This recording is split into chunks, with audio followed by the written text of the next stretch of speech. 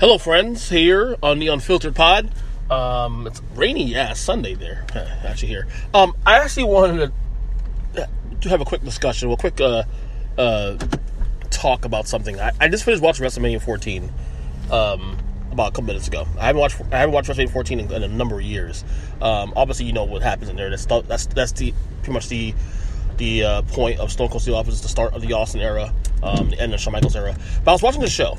And obviously I remember this back when, but of course just for discussion purposes, I wanted to talk about it here now on this podcast. On the show, and this is obviously Shawn Michaels' last match before he actually leaves the company for 4 years. Well, actually, that's true. He actually is still part of the company. He just doesn't wrestle again in the ring for 4 years. He's still the commissioner. He becomes commissioner later on, whatever. But during the show, and pretty much during this era too, especially leading up to this event, they were calling Shawn Michaels the greatest champion of all time, world champion of all time in the company. And I remember back then they were doing that, and I remember saying, what are you, crazy? Like, do you see the champions they've had before Shawn? And this is not even a knock on Shawn back when, because I even then understood him as one of the greatest performers in the history of the business. But then in hindsight now, you look at it, it's like, well, wait a second. And I'm looking at it now 21 years later, and certainly I wasn't argue that now. But in the moment, I remember thinking, this is ridiculous. But it does open the argument about champions and how we perceive champions in wrestling. Now, obviously, this is scripted stuff, so it's definitely down another rabbit hole that, unless you're a wrestling fan, this is not a conversation going to be worth even talking about. But I was thinking about this, and obviously, I tweeted this earlier, talking about this, that, in '98, I protested the fact that he was the greatest champion of all time. But in hindsight, that is a conversation, In recent weeks, I've been saying, too, that while I agree Stone Cold Steve Austin is arguably the greatest superstar in the history of the business, certainly in WWE, it can be argued he wasn't really a great champion, because he really doesn't have any title reigns that really stand out. Now, to his credit, that's not even his fault. That's the company. One of the things I've said for years about the Attitude Era, that I didn't like, the one of the negatives only, because I did enjoy the Attitude Era, obviously. But one of the things I didn't like about the Attitude Era was that the World Championship, and pretty much all their belts at the time, they seemed less a priority. In other words, the titles changed hands many times. Steve Austin, changed the belt that year, I believe, 3 times alone. One time in King of the Ring, he lost the cane. His first reign when he beat Michaels, and he lost the King of the Ring 2 months later, only to lose the cane, and then the very next night on Raw, he won it back. So there wasn't a priority back then in that era for the champions. I think they're more about building the product and just out shocking each other, and obviously the Monday Night Wars and all that back then. But back to what I was trying to say about Shawn Michaels.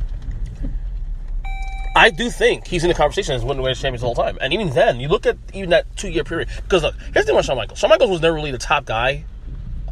You can argue that he was maybe the top guy for a few months.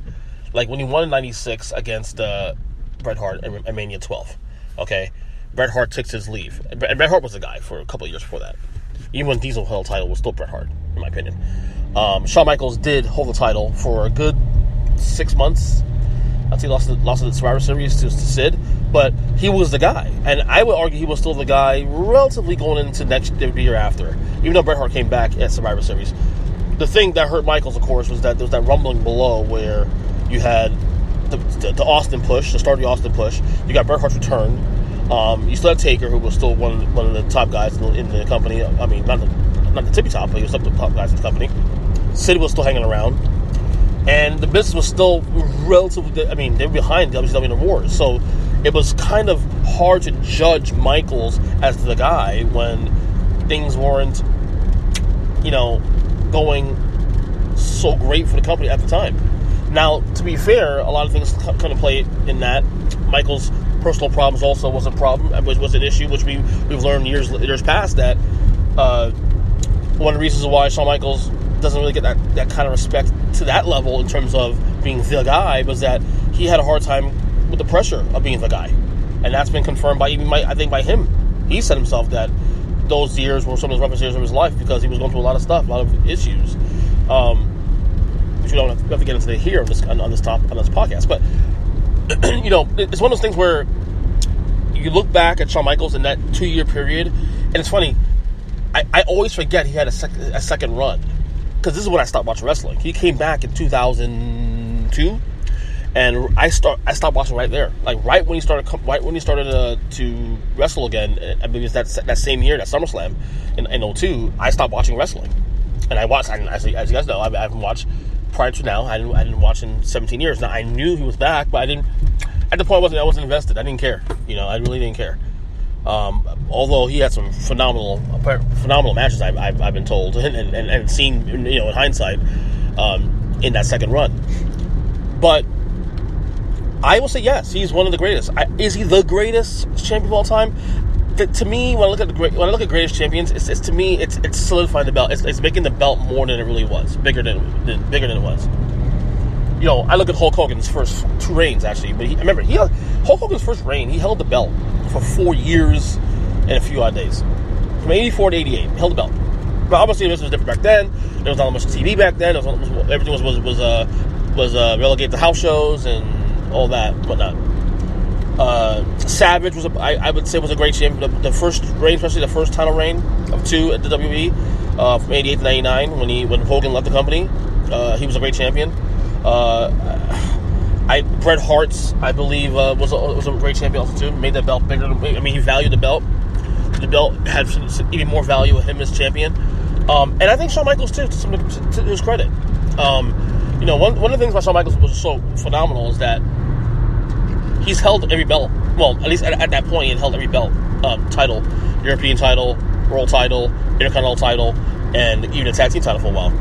And I think he's probably the most decorated champion of all time. I'm not going to say that, but yeah, he's every conversation. I would say Shawn Michaels' first run was pretty decent.